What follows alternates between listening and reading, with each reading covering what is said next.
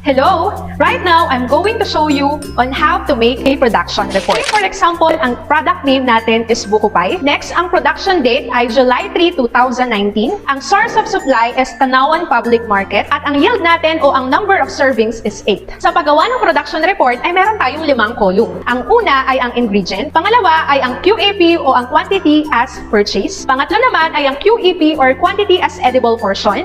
Pang-apat na column is unit cost and pang-lima naman is the extension cost. One by one, i-discuss natin ito. Under ng ingredients o ng first column ay syempre yung mga ingredients na ginamit natin sa paggawa ng buko pie. Sa paggawa ng buko pie, kakailanganin natin ang all-purpose flour, lard, white sugar, evaporated milk, cornstarch, butter, and slivered young coconut meat. Sa pangalawang column which is ang quantity as purchase, ito naman yung kabuuang price kung magkano mo binili ng kabuuan yung isang ingredient. Let's say ang all-purpose flour ay binili mo siya ng 40 pesos per kilo at ang 40 pesos per kilo is equivalent to 1,000 grams. Alright? So sa paglalagay natin ng QAP is 40 pesos over 1,000 grams.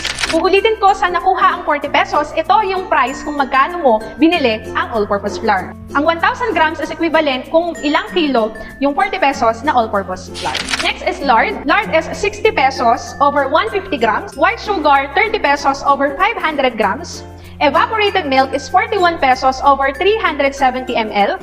Cornstarch is 38 pesos over 1,000 grams. Butter, 58 pesos over 225 grams. And slivered young coconut meat is 20 pesos or 225 grams. Take note, kapag ang ingredients natin is dry, gagamit tayo ng grams. Kapag ang ingredients natin is liquid, ang gagamitin natin is ml. Pangatlong column or quantity as edible portion. Ito naman yung weight needed by the recipe. Let's say, nakabili tayo ng all-purpose flour na 1,000 grams. Sa 1,000 grams na yon, ilan ang kailangan natin? So sa paggawa ng buko pie dito sa recipe natin, kakailanganin lang natin ay 300 grams. Saan nakuha yung 300 grams? Ito yung kailangan sa measurement ng recipe natin for making buko pie. Next, lard. Ilang grams ang kailangan nating lard sa paggawa ng buko pie? 50 grams. Next is white sugar, 75 grams. Evaporated milk, 125 ml.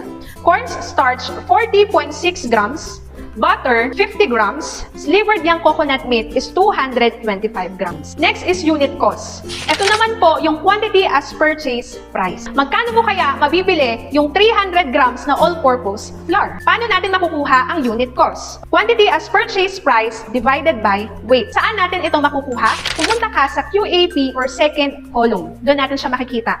So, punta ka sa part ng all-purpose flour, 40 pesos divided by 1,000 grams. Anong sagot dito? It is equivalent to 0.04 per grams. Next, 60 pesos divided by 150 grams. It is equivalent again to 0.4 grams.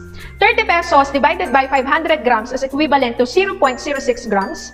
Next is 41 pesos divided by 370 ml is 0.110811 per ml. Next is 38 pesos divided by 1,000 grams is 0.38 grams. 58 divided by 225 grams is 0.258 per grams. And 20 divided by 225 grams is 0.0.89 per grams. Ano naman pag sinabi nating extension cost? Ito yung price kung magkano mo mabibili ang all-purpose flour ng 300 grams. Extension cost para kunin ito is QEP times unit cost. QEP multiply to unit cost. QEP times unit cost, 300 grams times 0.04 is equal to 12 pesos. Paano po nangyaring 12 pesos? Nag-round off po tayo para makakuha tayo ng whole number. 50 times 0.4 is equal to 20 pesos.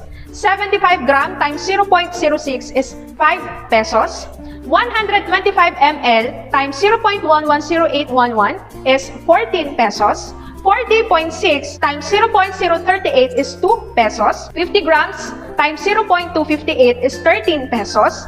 225 grams times 0.089 is 20 pesos. Again, kailangan po nating mag-round off para makakuha tayo ng whole number. Sa other expenses, papasok ang rentals, energy, electric, and other bills. Let's say sa paggawa natin ng buko pie, ang nagastos natin for other expenses is 38 pesos. So, 38 pesos ang ilalagay natin. For us, para makuha ang total cost of ingredients, kailangan natin i-add lahat ng extension production cost. 12 plus 20 plus 5 plus 14 plus 2 plus 13 plus 20 plus 38 is equals to 124 pesos. Punta naman tayo sa 50% markup. Itong 50% markup, dito tayo makakakuha ng tutubuin natin. Paano natin makukuha ang 50% markup? Ang 124 pesos natin na total cost of ingredients ay i-divide lamang natin sa 2. So, 124 divided by 2 is 62 pesos. Paano natin makukuha ang ating selling price?